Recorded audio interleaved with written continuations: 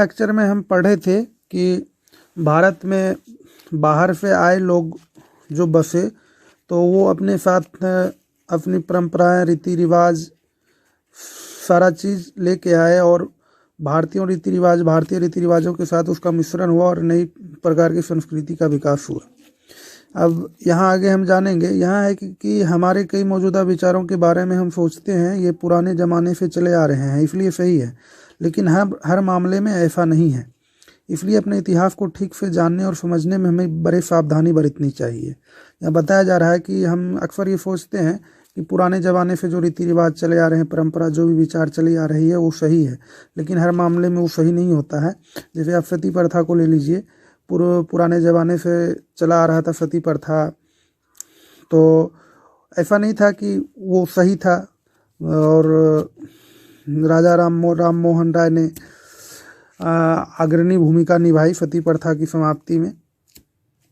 तो हम इसलिए इतिहास का अध्ययन इतनी सावधानी पूर्वक करनी चाहिए कि हमें सही का पता चलना चाहिए कि इतिहास में हमारे अतीत में जो हुआ क्या सही था क्या गलत था। इसका कहने का तात्पर्य यहाँ ये है। फिर आगे है कि इतिहास की सही जानकारी दो चीज़ों पर निर्भर करती है। एक है स्रोत सामग्री का विवेचन करके सावधानी से उपयोग करना। प्राचीन कालीन इतिहास विद्या को विभिन्न किस्मों की स्रोत सामग्री का उपयोग करना पड़ता है। इसमें कुछ स्रोत सामग्री विश्वसनीय होते हैं और कुछ नहीं भी होती, इसलिए विश्वसनीय स्रोत सामग्री को ज़्यादा महत्व देना जरूरी है। यहाँ बताया जा रहा है कि इतिहास की सही जानकारी दो चीज़ों पर निर्भर रहती है। स्रोत सामग्री, जैसे कोई मुद्रा मिल गया, कोई बर्तन मिल गया, तो ये सब स्रोत है। ये सब स्रोत, किसी जानवर का हड्डी मिल गया, तो ये सब स्रोत सामग्री है जिससे कि हम अपने इतिहास को जानने का प्रयत्न करते हैं। और आगे है लिखा हुआ कि यह है कि इतिहास वेत्ताओं अपने कुछ कथनों के बारे में जो दलील देते हैं वो बुद्धि संगत होनी चाहिए। ऐतिहासिक घटना के पीछे कुछ न कुछ कारण होते हैं, इस कारण की पूरी जांच पड़ताल होनी चाहिए।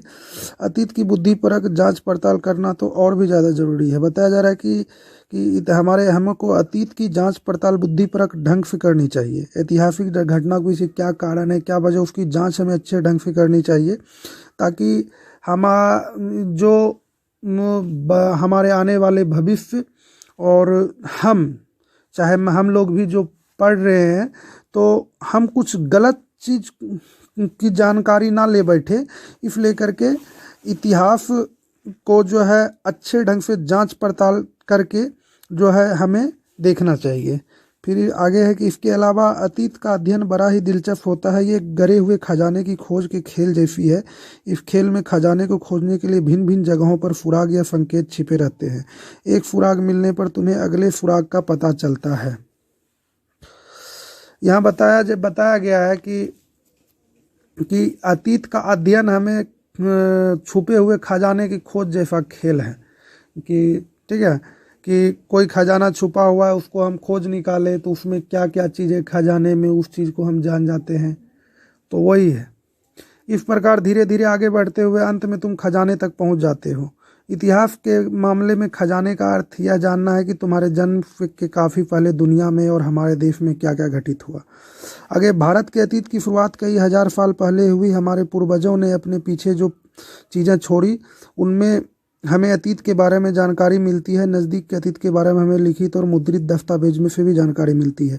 यहाँ बताया जा रहा है कि हमें बहुत पहले का अतीत, जिस समय लोगों को लिखने पढ़ने का ज्ञान नहीं था, तो उस समय के इतिहास की जानकारी हमें हमारे पूर्वजों द्वारा छोड़े गए स्रोतों से, या चाहे उनके द्वारा इस्तेमाल किए जाने वाले छोड़े गए बर्तन से, या जो उनके द्वारा पाले जाते थे पशु, उनके अवशेषों से और मुद्राओं से, जो भी चीज़ है, इन सभी चीज़ों से उनके द्वारा इस्तेमाल किए जाने वाले खाद्य पदार्थ के कुछ दाने कहीं मिले, तो उससे उनके द्वारा जोत में इस्तेमाल किए जाने वाले हल मिले कहीं, तो उन सभी स्रोतों से हमें अतीत के बारे में जानकारी। लेकिन नज़दीक के अतीत के बारे में, जो कि हम कह सकते हैं मध्यकालीन भारत से कहिए, जब से लोग को लिखने पढ़ने का ज्ञान हो गया, और उससे भी थोड़ा कुछ मध्यकालीन भारत से कुछ पहले से वैदिक काल के युग से कहिए, तो वहाँ से हमें जो है इतिहास की जानकारी लिखित दस्तावेज से जानकारी मिल जाता है। फिर यहाँ जब अभी छपाई का ज्ञान नहीं था, उस युग में हमें कागज़ पर हाथ से लिखे हुए लेख या ग्रंथ मिलते थे, परंतु उससे भी पहले के युग में हम जब कागज़ नहीं बना था, लेख और ग्रंथ ताड़पत्रों, भोजपत्रों और ताम्रपत्रों पर लिखे जाते थे। कभी कभी लेख बड़ी शिलाओं, खंभों, पत्थरों की दीवारों में मिट्टी तथा पत्थर के छोटे छोटे पलकों पर भी उकेरे जाते थे। यहाँ बताया जा रहा है कि जिस समय कागज़ पे का छपाई नहीं हुआ था, कागज़ का निर्माण नहीं हुआ था, तो उस समय हम ताम्रपत्र, तांबे का जो होता है पत्थर होता था, उस पे लिखते थे, या पत्थर पे लेख मिलता था, बड़ी बड़ी शिलाओं पे, पत्थर पे जो है, या मिट्टी के दीवार पे लिखा हुआ मिलता था, उसी पे लिखते थे हम। और जब कागज़ का आविष्कार हो गया तो हम उस पर फिर छपाई का आविष्कार नहीं होता था, हम कागज़ पे फिर हाथ से लिखते थे। छपाई का फिर धीरे धीरे मतलब छपाई होने लगा। तो इसी तरह प्रक्रिया धीरे धीरे टेक्नोलॉजी का विकास होते गया और हमारे लिए इतिहास को लिखना और पढ़ना और ही आसान होता गया।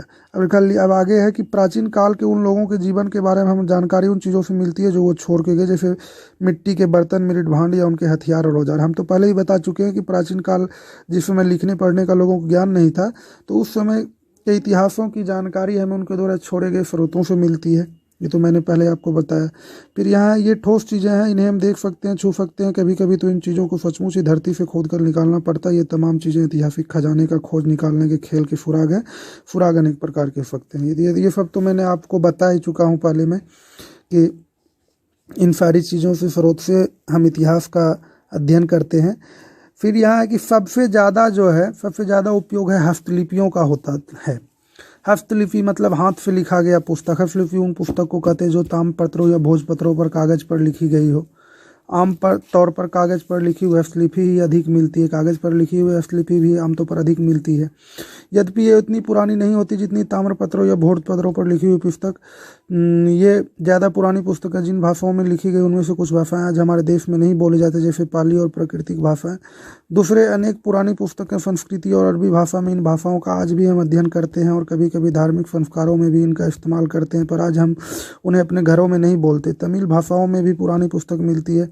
तो पहले जो है तमिल, अरबी, संस्कृत ये सब भाषाएं बोली जाती थी, तो पहले बहुत सारे पुस्तक हमें इन भाषाओं में लिखे हुए भी मिलते हैं।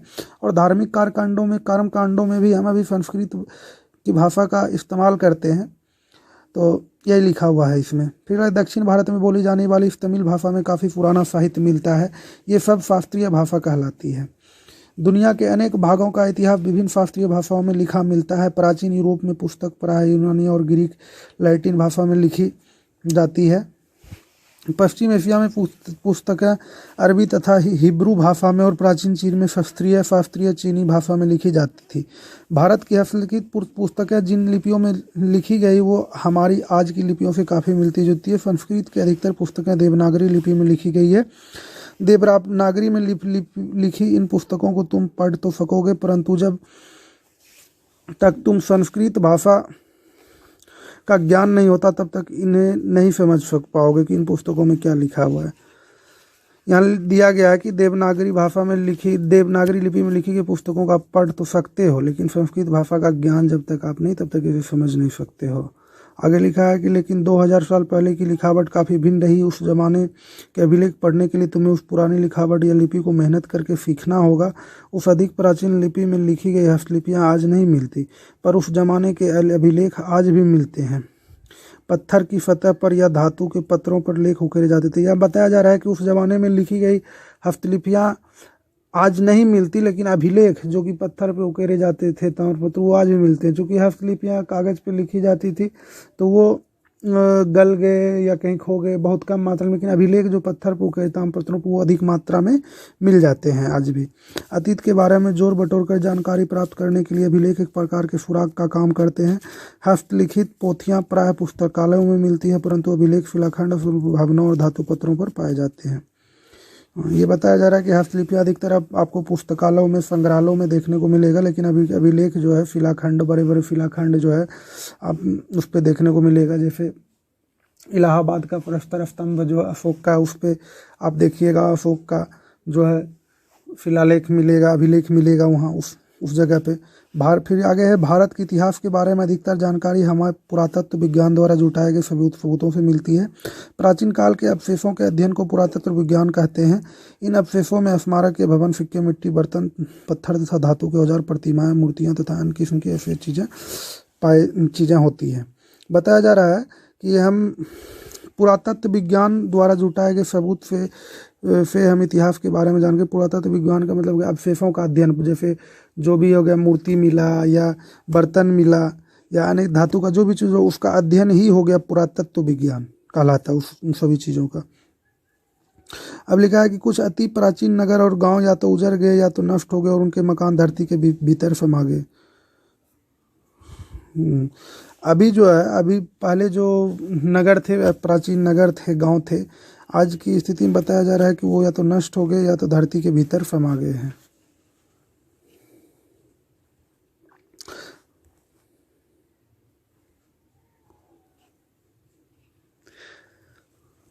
वही बता रहा है कि जो प्राचीन नगर और गांव जो धरती के भीतर समा गए हैं, उनका उत्खनन करना पड़ता है, यानी उन्हें धरती के भीतर से खोद कर निकाला जाता है। परंतु कुछ प्राचीन भवन आज भी खड़े हैं, इनका उत्खनन करने की जरूरत नहीं है। परंतु कुछ प्राचीन भवन जो है आज भी खड़े हैं, उनका उत्खनन करने की जरूरत बिल्कुल भी नहीं है। पुरातत्व विज्ञान की सामग्री से हमें जानकारी मिली है कि हजारों साल पहले के भारत के स्त्री पुरुष का जीवन किस प्रकार का रहा है। उसे हम आदिम अवस्था वाला जीवन कहते हैं, क्योंकि लोग अपनी जीविका के लिए ज़्यादातर प्रकृति पर निर्भर रहते थे। वो अपने भोजन पकाते थे, वो ना उनके कपड़े सिले होते थे, ना ही उनके घर होते थे, क्योंकि वे अनाज और सब्जियां नहीं उगाते थे। पौधे और पेड़ से जो मिलता था उसी पर गुजारा करते थे। पशुओं को पालन के बजाय उनका शिकार करते थे, इसलिए उन्हें हर खाद्य संग्राहक कहते थे।